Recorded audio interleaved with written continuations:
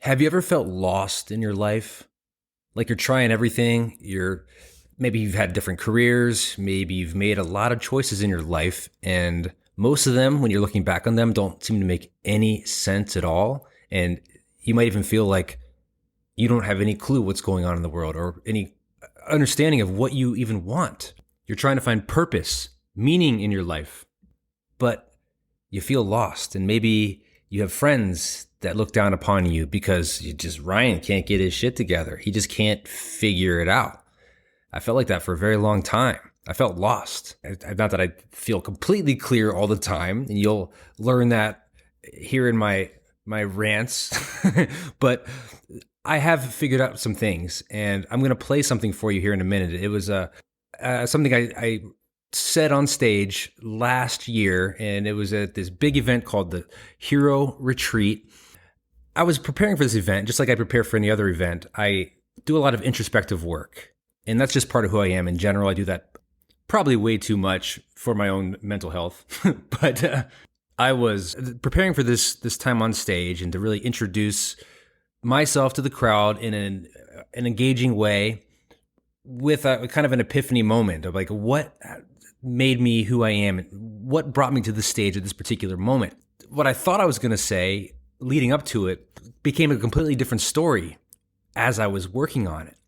And then I started to look back on my life and realize that all of these roads that I took, these forks in the road, or these decisions that I made, which at the time might have seemed completely nonsensical, actually started to make sense.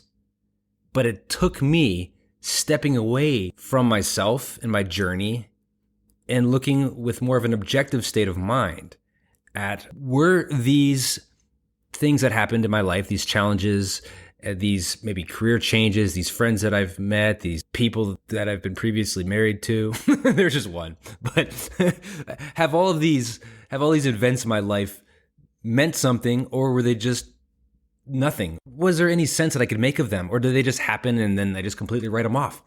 But I found a connection, and I found this theme in my life, and it started to make sense.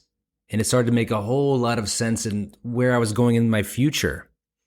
And I want you to hear this. And I think it inspired me, even working on this, to inspire others. And I hope that you like what it's all about. And if you don't, then I guess I'm going to keep doing what I do anyway. Maybe you'll like the next one. But this was one of the highlights of my entire 2021. I feel really good about it. And I hope you get a kick out of it and enjoy it as well. Before we dive into it, before you hear this, I want you to know that just before I go out on stage to open up this big show, I think there was about 600 people in the audience. It was sold out. Next year we're doing another one. It's called Hero Retreat. I hope you can come to the next one. This one is, there was a video I created before this leading up to it, and it's called Hero, of course. I mentioned that already. I created this little skit. It's about a 5-minute skit about this depressed version of myself meeting this futuristic guy, this futuristic version of myself who's got it all figured out. He's talking to this younger, burnt out, depressed version of myself in a funny way, because I didn't want to bring everybody down before I brought them back up in the show. I didn't want anybody crying before I got on stage. I started with that in a bit of a lighthearted sense to get the show rolling. So, hope you enjoy it. Without further ado, here's my big life epiphany. Welcome to the Hairpreneur Show. I'm Ryan Whedon, founder and CEO of Masters of Balayage. I still remember that day when someone I loved told me, "You're just a hairstylist."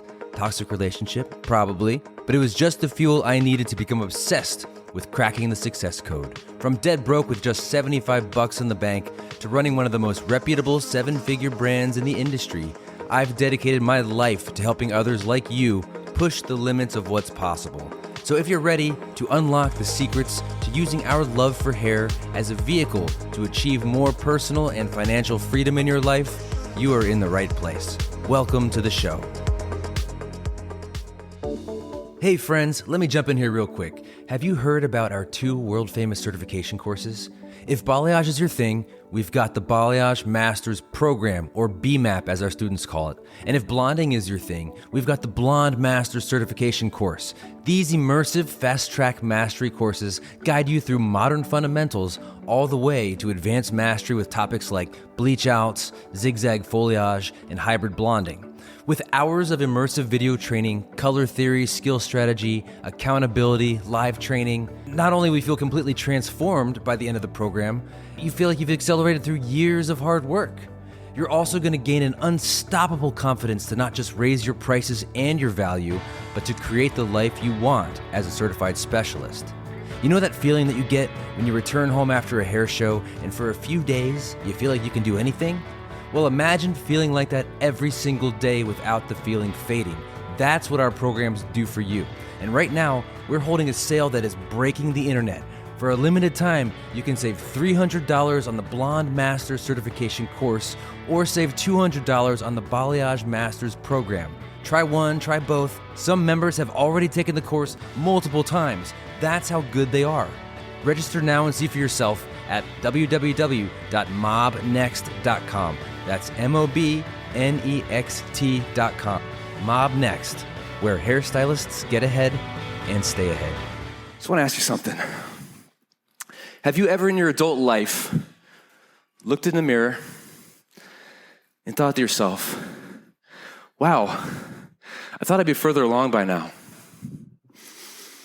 But before I continue with that, because I ended up, you might not have known this, but shortly after there, I quit hair. I quit doing it. I didn't see a future in it. And somebody that I was with at the time told me that, Ryan, being a hairstylist just isn't good enough. You need to get a real job. So I did what I thought I needed to do, and I manned up. I quit doing hair and got a real job.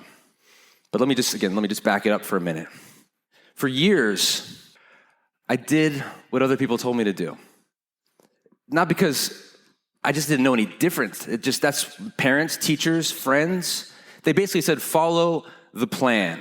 What was the plan? The plan was what society tells you the plan is. You go to college, you get a job, you get married, you have kids, you retire, and hopefully you die fat and happy, right? That's the plan. You follow the plan. It's worked for generations, so we think, and of course we find out that, generations have been depressed for generations. But I didn't know any better. So I followed the plan. I went to college to be a doctor or something. I wasn't going to be a doctor. Let's just be clear about that. I'm not doctor smart.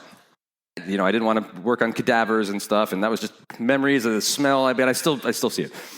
So senior year of college, I felt this calling for more. I know that you probably all feel this too, that you feel like there's more for you out there. You might not be sure what that is, what direction you should go, but you feel like there's more for you out there. Even if you're doing what you love, you still maybe imagine more. Imagine following a dream and just going in with conviction. And I'm like, you know what? I need to start living my life. And I had a dream. I'm going to be an actor. That was my dream. I'm going to be not just an actor, a famous actor, right? So I changed my major, dramatic arts. I'm like, I'm living my life. I'm taking control of my life. And it felt good. So I moved to New York City, became a bartender, basically. I did some acting work here and there, but I realized, okay, this was not really working out for me. I didn't find that real passion in acting, and I didn't want to live my life as a starving artist. So I was also broke, and I had taken out loans, and I decided that being an actor wasn't for me. I tried it for a couple years. I was there during 9/11. That was a big wake-up call for the entire world. But I was there, and it was a big wake-up call for me personally as well. I watched the towers actually collapse with my own eyes. I was that close. Still remember that morning.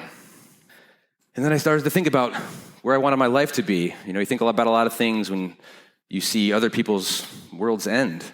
You start to think about yourself and your own mortality. And I didn't want to continue living like this. I didn't feel like I was being fulfilled, so I threw in the towel. I moved out of New York. I quit my dream. And I moved to Las Vegas, where my parents were living at the time. Not really a good place to move when you're depressed. And if you really want to feel bad about yourself, move in with your parents after you've failed in the real world. That was great. So I got this bartending job, and I'm working there, and I'm trying to figure things out. And what did they say? They say, Ryan, you tried it. You gave it your best. And I know I did. They say, why don't you just go back to school? And again, this is how they were raised. This is the plan. There wasn't a lot of successful dream chasers in their life and in many people's lives. So I decided to go back to school, and I went back to a community college to start working on, I was going to be a physical therapist or something. I was just start taking science classes again. That's the plan, right? I wasn't getting very good grades, but I was there, and I didn't know any better, so I went in there, and after a couple months, it didn't feel right. So one day I was just looking for something else to do. I had to get out of this, but I needed just something else. My soul was calling me for something else. This is not you, Ryan. You need to start living your life again. And then I met this girl, and her mom was a hairdresser. And she showed me this article one day, and it was about these two hairdressers up in the San Francisco Bay Area. And there were these two men, and they were at competing salons. And it was an article just about how they have very different vibes in businesses, but each stylist was making over $500 an hour, and this was in 2003. And I was like, I want to do that.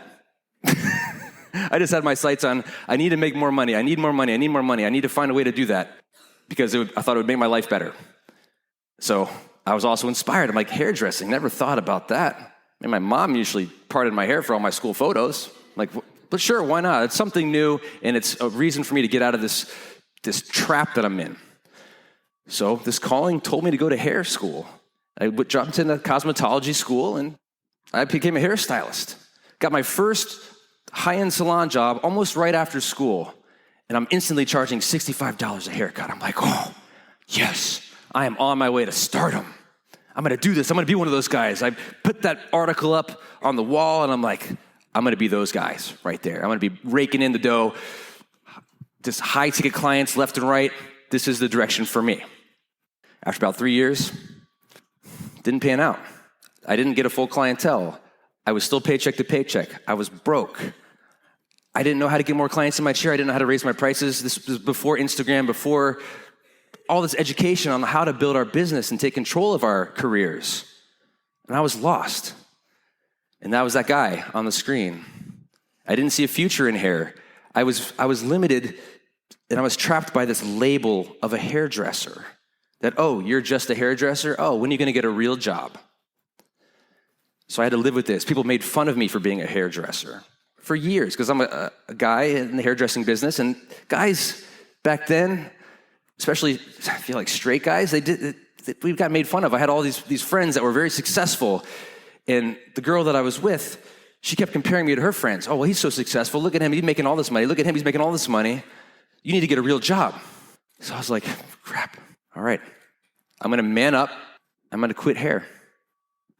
So I quit. I threw in the towel. Got the first real job I could find. The year was 2008. And if you remember that time, or some of you were just born then, but if you remember that time, there was a big recession happening. The market crashed with housing. And so there weren't a lot of jobs out there. And, I really wasn't qualified to do anything except maybe, work at one of those resorts and be like a singing waiter or something. But I couldn't really sing, so that didn't really help me either, Couldn't really dance either. The other reason why the acting thing just didn't work out. I do a lot of undulating and thrusting and whatever. My daughter's copying me. I'm going to put her in dance classes as soon as I can so she doesn't actually become me with the way I dance. So I got this real job. And if you've ever seen that movie Office Space, it was just like that. It was cubicle hell. It smelled like Windex and cake every single day. It was always somebody's birthday.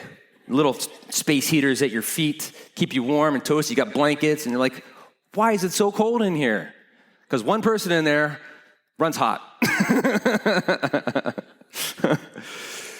So then I got even more depressed. I fell even deeper into this hole.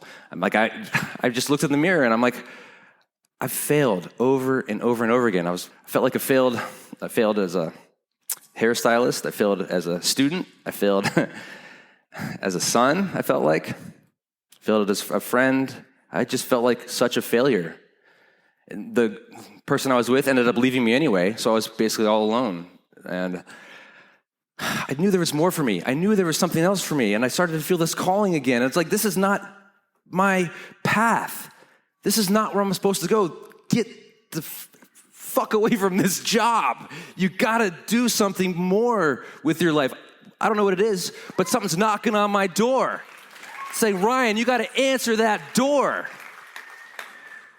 So I ended up doing this real estate thing and sucked at real estate. Pretty much failed at that too. But in this time here, I met this guy who's, funny enough, his name was Guy. And also funny, in creating this time on my stage here, it's like a guide. He was like a guide for me. He was like a mentor. He took me under his wing. He taught me so much. He was like Yoda for me. Again, heroes, superheroes, Yoda. So Yoda for me. He taught me about marketing, online marketing. He told me about recurring revenue. He told me about the importance of mindset. He taught me about business and branding. All of these tools that I'd never experienced before in my life. And I was intrigued. And he's like, Ryan, do you want to go into business together? And I said, yes. Yes, I do. I am so inspired by all this. Let's go into business. So we created this incredible digital product. And we started to get this money coming in. And we invested it right back into the company. And I was so sure that this idea was going to work out, so sure that the business was going to just be the answer to millions of dollars and richness in my life, private planes and everything, because I was just set on all these tangible things. But then the product itself, it didn't sell like we thought it would. So it tanked and it failed. Now I was $40,000 in credit card debt again. We departed ways. It was a sad day when we did that, and because I just chalked that up to the list of failures in my life. But I got really stoned one night. Is weed really even still a drug? And I had an epiphany. And I realized that this failure was almost like an eye-opening moment for me. It was like an aha. I didn't feel like it was as much of a failure because of everything I had learned. And I'm like, wait a minute. The acting, the hairstyling, the marketing, business and branding, mindset, and recurring revenue and all that stuff, these were puzzle pieces. They weren't failures. I'm like, what if I put all this together? I love doing hair. I love the marketing. And I love being on stage and acting. I'm like, what if I do this? I'm like, okay. I felt inspired. So made this giant pot of coffee one night, and I'm like, I created this vision board, and I put pen to paper, and I'm like, I'm getting back into hair. I have 0 clients. I'm starting from absolute scratch, and I'm over my head. It broke. What am I going to do? I'm like, you know what? It was a hard decision, but I'm like, I want to wipe the slate clean, so I declared bankruptcy. I'm like, canceled out all my debts. Of course, credit ding for still, but absolutely worth it. I'm like, you know what? I'm going to get a part-time job at Starbucks. I'm going to start building up my clientele. I'm going to do everything it takes to be successful in this business as a hairstylist. I am inspired. I know that these are puzzle pieces, and every one of these failures was not a failure. It was a discovery. It was a discovery into my soul, and this pull just kept telling me, follow your soul. Follow what your soul is telling you. It is trying to lead you in the right direction. And I've gotten a lot more spiritual on this journey. I don't have a lot of crystals and everything, but that's Jenny Strebe. She'll be on later. But I couldn't wait. And I started following that path, and it felt good. And I was convicted. And I'm like, nothing is going to stop me now. Successful salon, successful education, successful business, successful mindset, and I'm positive. I know that whatever faces me now, I can handle it because I believe now. And I believe that my journey was that of a hero's journey. Ups and downs, epic discoveries, but you got to keep going forward and you got to keep growing from it. Recently, I also heard this recording, and I want you to write this down if you can see in the dark.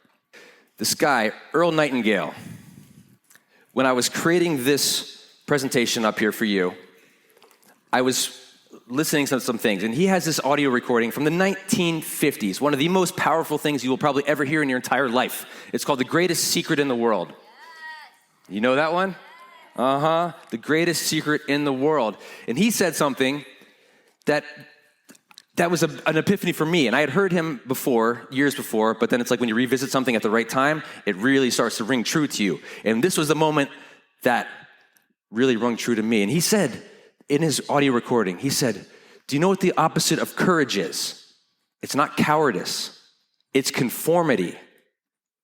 So we got to rebel against that. We got to stop doing what the label tells us we got to do. We got to live our life according to our soul's path. We got to fight every single day. Think about it. If you were diagnosed with a terminal disease and you had 2 years left to live, what would you do differently? Start doing that today. Start doing that today. If you're not following that path, start doing it today, because progress is better than perfection. Start today. Even if you don't get there, you will feel that richness, that power of following your dreams, fighting against conformity. Now, I want to leave you with this short story. Recently, my family and I took a trip to Maui, and it was a beautiful vacation. There was this cliff, these black rocks off in the distance that these people would line up and go see. They would actually climb up it and jump off it every single day. And it was just like, 30 feet, this 30-foot cliff, and it was just magical to watch. It had this like spiritual bit to it and like the story behind it, which I can't remember. But I was like drawn to it. This whole vacation, every single day, we're there for maybe 4 days. And I just kept looking out there. As I was sipping my pina colada, I'd be like, that'd be cool to do, but I'm afraid. I'm afraid. And then, once I started drinking, I'm like, well, now I'm drinking, so I don't want to do that. I don't want to be a bad example of what not to do. So, like, that day went away. Next day came. I look at that. I'm like, that'd be so cool. It's like kids were doing it, adults were doing it, all ages, and they were jumping in, and it just looked so cool, but it also looked so dangerous. I'm like, I really want to do that. And on the last day, I looked at that cliff, and it was a morning just before the pina coladas came. And I'm like, Ryan, you have a choice to make. Are you gonna do it? And I asked myself a question. I'm like, would I be upset? Would I have regret if I didn't do it? And I asked myself that. And the answer, yes. I would feel regret if I did not do it. So I said, Jenny, my wife, I'm gonna go jump off that cliff. She's like, okay, I'm gonna record it. It wasn't a big deal to her, but it was a big deal in here because I'm like, just here we go. And she's like, yeah, let's do a corporate video. And she's like, yeah, Ryan's gonna go do a dive off this cliff. I'm like, no, not a dive. I'm just jumping. Like, I'm not a diver. No, I'm not gonna be graceful about it. So she's like, okay. It was really far away. I mean, it was gonna take me a bit to get out there. So she's like, okay, I'll watch you when you go out there, and I'll make sure I record it. Cool. We did a pre-recording and everything, and it was cool. And I'm like, here I go. So all along the way, I'm like, you've got courage. You can do this. I'm pumping myself up. Like, it's almost like a big game. And I'm pumping myself. I'm like, you can do it. You can do it. You can do it. You can do it. Channel that light. Channel that energy. Channel that positivity. And I was getting super pumped. And then I get there, and I realize I got to swim out there. Like, I can't just, people were walking up this cliff earlier in the week, but nobody was doing it today. And they put this sign up that said falling rocks. And I'm like, I'm not going up that way. Nobody else is. I'm not going to be that bad example. But swimming is something that I don't really do that well. I swim. I can swim, but it's like I just, fear of drowning, and without like floaties or anything, I there's not a surfboard to grab onto when you crash on the wave. But there were people around, and you know what I said? I'm going to swim out there. And it was maybe, I don't know how far away it was, maybe from here to where the booth is over there, and it was deep, there's nothing to stand on. You got to swim up that rock, climb up the rock. So I said, okay, let's do this, Ryan. You got this. Started swimming out there, and I was not like this. I was doing breaststroke. Let's be real about it. Breaststroke, breaststroke, breaststroke, But then I get about a third of the way out there, and I start panicking. And I'm like, okay, what if I just get too tired and I'm breathing heavy now, and this anxiety is, I've been plagued with anxiety my whole life, like bad anxiety. Sometimes I couldn't even like drive a car, that kind of anxiety. But I'm starting to feel that panic coming on. I'm panicking. I'm just like, Ryan, you're doing great. Slow down, enjoy the moment, enjoy the water, the way it feels. And I started to calm myself down. For the first time ever swimming in my life, I'm calming myself down, and I'm doing the breaststroke. And I'm just like, this is amazing. I got this. I believed in myself, and it felt great. And I got to that rock, and I climbed up. And I'm looking down, and I'm just like, whoa, that's far. And I'm like, went down there. I hit the water. I'm like, whoa! Yes! I run back. I'm like, tears in my eyes. I was so excited. And I come back to where my wife was sitting, and she looks at me. She's like, did you go?